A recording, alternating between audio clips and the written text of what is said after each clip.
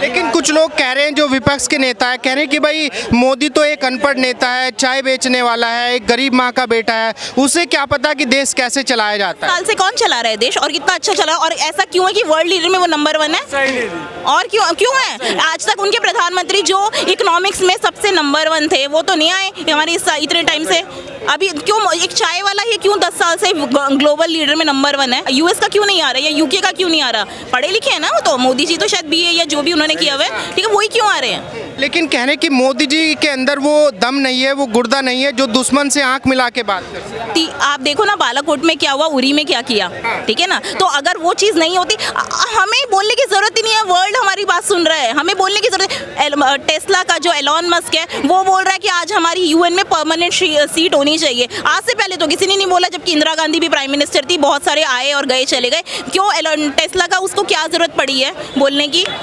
क्योंकि उसको दिख रहा है ना, ग्रोइंग मार्केट है इंडिया, कोई छोटी मोटी मार्केट नहीं है, ग्रोइंग मार्केट है। और रियलिटी यही है, आने वाला टाइम इंडिया का ही, अगर मोदी जी नहीं आए ना तो आई डोंट थिंक कि कुछ होगा। जितना जो प्रोग्रेस हुआ है वो वापस पीछे चला है। मोदी जी वापस आने 110% आने चाहिए। इस गवर्नमेंट ने 10 साल में वो कर दिया जो आज तक नहीं हुआ। जो हाईवेज बने हैं ना आज, वो इतना, वो पहले भी बन सकते थे बट क्यों अब बने हैं? आज राम मंदिर इतने सालों के बाद ही, और लोग बोलते क्या मंदिर सिर्फ इसलिए कि हम दर्शन करने जा रहे हैं। आप ये देखो, अयोध्या इस टाइम वर्ल्ड का टूरिज्म सेंटर, वहाँ पर एयरपोर्ट बन गया, वहाँ पर आपका रेलवे स्टेशन इतना अच्छा हो गया, वहाँ पे जगह जगह से टूरिस्ट आएंगे। आप ये देखो, जो लोकल लोग हैं उनको भी रोजगार मिलेगा। आप कहते हो रोजगार नहीं है, रोजगार नहीं, जब आप कुछ करोगे ही नहीं तो रोजगार कहाँ से मिलेगा? रोजगार सिर्फ नौकरी, सरकारी नौकरी के पीछे भागने से रोजगार नहीं मिलता। कोई इंसान आज के टाइम में अगर अपना नॉर्मल बिजनेस भी कर रहा है ना, वो भी बहुत अच्छा काम कर रहा है। इसीलिए आ रहे हैं क्योंकि एक पूरे देश को कोरोना आया, किसी ने सोचा था कि अमेरिका जैसी कंट्री हम लोगों से पैरासीटामोल, जो बहुत एक छोटी सी टैबलेट है, हम लोगों से लेगी?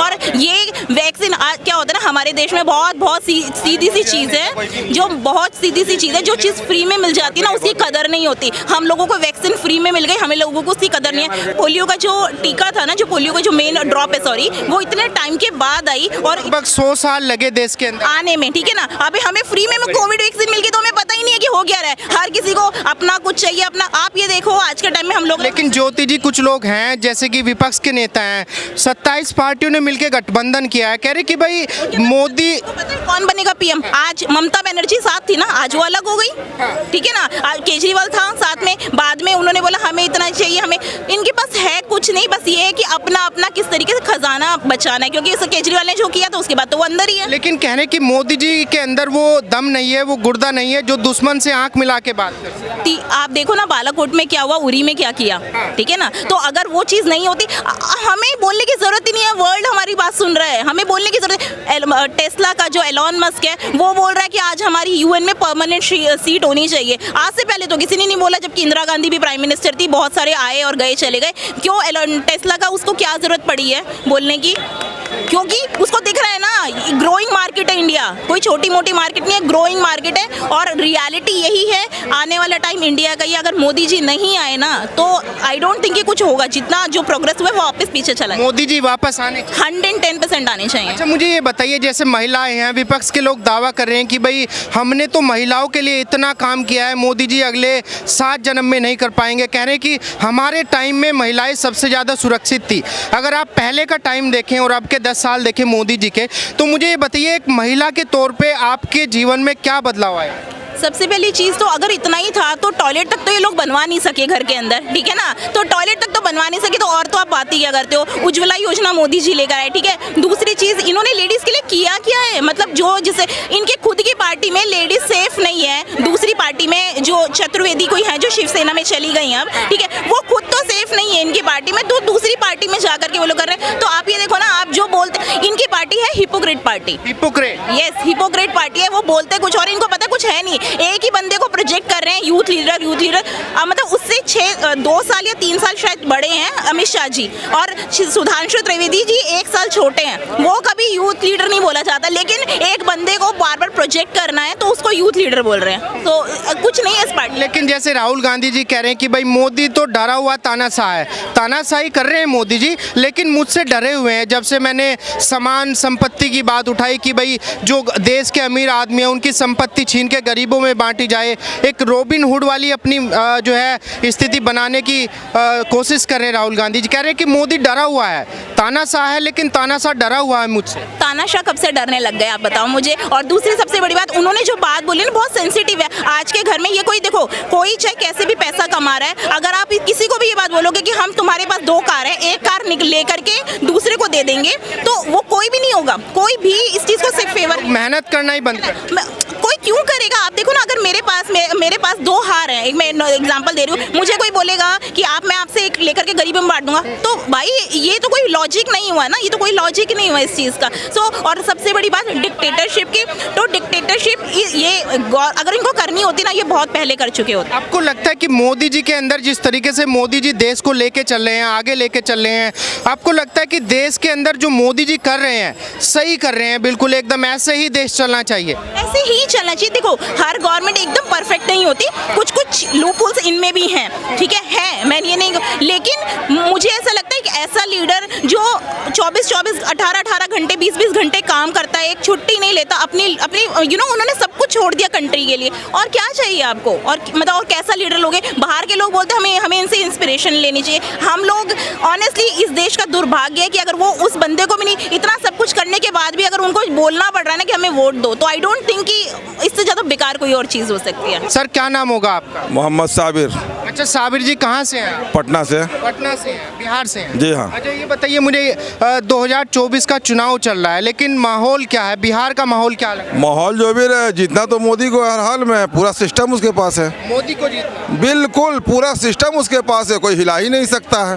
साबिर साहब ऐसा क्यों लग रहा है? अरे पब्लिक को वोट देना ही चूतियापा है, पब्लिक वोट देता ही बेकार है। सीधा सीधा कोई माने मतलब नहीं रह गया वोट देने का आज के ज़माने में। सीधा सीधी वो इम्प्रेशन, सब सिस्टम पैक है, सब सिस्टम सेट है, और सीधा उसको जीतना है, कोई हराने नहीं जा रहा है। कौन से सिस्टम की बात कर रहे हैं? सारे लोग जानते हैं, टोटल सिस्टम। भाई एक बात मुझे समझ में नहीं आई कि लोकसभा इलेक्शन का प्रत्याशी सूरत में कांग्रेस आई का प्रत्याशी, और उसका पर्चा रद्द हो जाता है। क्या कांग्रेस आई इतना मूर्ख पार्टी है क्या कि ऐसे आदमी को दे देता है अपना टिकट जिसको जो पर्चा भरने नहीं आता है? तो कैसे रद्द हो जाता है? पूरा सिस्टम गेम ऑफलाइन है। लेकिन ऐसे तो बीजेपी के भी एक कैंडिडेट का पर्चा रद्द हो गया बंगाल में, सिग्नेचर ना होने की वजह से। क्यों, कैसे रद्द हो गया? ऐसा थोड़े होता है। निर्दलीय भी नहीं है उसमें, निर्दलीय भी नहीं आया सूरत में, निर्दलीय का भी रद्द हो गया। नहीं, बीजेपी का भी एक कैंडिडेट जो था उसका भी पर्चा रद्द हो चुका है बंगाल में, क्योंकि उन्होंने प्रॉपर तरीके से सिग्नेचर नहीं करे थे। ये सब दिखावे का सिस्टम होता है, क्योंकि वो उसको पता है कि बंगाल में मेरा कुछ होना नहीं है, और जिस जगह पे उनका रद्द हुआ होगा ना, वहाँ देख रहे होंगे कि मेरे पार्टी का कुछ होना नहीं है। लेकिन सूरत में चूँकि टक्कर होने वाला था या हो सकता था, इसीलिए ये सिस्टम बैठाया गया कि यहाँ पे इनका रद्द करवाओ, और उसके बाद सीधा भाई ठीक है, मैं समझता हूँ कि वो सिग्नेचर गलत की है। क्या कोई निर्दलीय भी नहीं आया इंडिया में? बताइए तो, कहीं भी ऐसा कोई निर्दलीय लोग आए थे, लेकिन उन्होंने अपना नामांकन वापस ले लिया। वापस क्यों ले लिया भाई? कैसे ले लिया? हिंदुस्तान में और कहीं ऐसा इतिहास है क्या कि कहीं निर्दलीय खड़ा ना हुआ हो? पूरे इंडिया में कहीं ऐसा आया है जहां निर्दलीय खड़ा ना हुआ हो? लेकिन खान साहब ऐसा क्यों लग रहा है कि पूरा सिस्टम मोदी जी के सपोर्ट में है? उनके काम को देख के लग रहा है, या किसी और चीज़ की वजह से आप कह रहे हैं कि भाई पूरा सिस्टम मोदी जी के अंडर में है? काम हुआ क्या भैया? आदमी के पास खाने का उपाय नहीं है। सबसे पहले तो ये पेट है ना, ये बड़ा वाला भगवान है, इसकी ज़रूरत पूरी नहीं हो रही है। बेरोजगारी पूरी तरह से फैला हुआ है। 400 रुपये का सिलेंडर 1100-1200 रुपये होने हो गया। ये बताइए हमको तो सबसे पहले तो रोजगार, शिक्षा, इस पर बात क्यों नहीं होता? बात खान साहब मुझे ये बताइए, चलो मैं मान लेता हूँ कि भाई मोदी जी ने पूरा सिस्टम कवर कर रखा है, इस बार मोदी जी चले जाते हैं, लेकिन आने वाला कौन है? क्या लगता है कि किससे देश की उम्मीदें जुड़ी हैं कि भाई जो देश की प्रधानमंत्री की गद्दी पे बैठे और देश के हर एक नागरिक को खुश करके रखे, ऐसा नेता कौन है? अभी तो ऐसा कोई नेता दिख भी नहीं रहा है, कोई नहीं दिख रहा है मार्केट में। आपका क्या नाम होगा? जोया साबिर। अच्छा मुझे ये बताइए, जैसे आप बिहार के हैं तो बिहार में आपको एक यूथ होने के नाम पे क्या लगता है इस बार बिहार का माहौल क्या है? बहुत बेकार है, क्योंकि स्टडी के नाम पे कुछ भी नहीं है यहाँ, और मोदी जी कुछ भी नहीं कर रहे हैं, और मुसलमान के साथ तो बस डिस्क्रिमिनेशन ही हो रहा है। डिस्क्रिमिनेशन हो रहा है?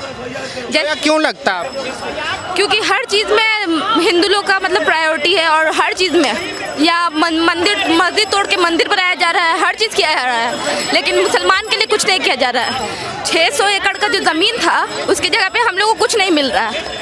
हम लोग को मिलना चाहिए ना कुछ ना कुछ। कहाँ पे था 600 एकड़ का जमीन? जो यशोदा में कहाँ था पापा?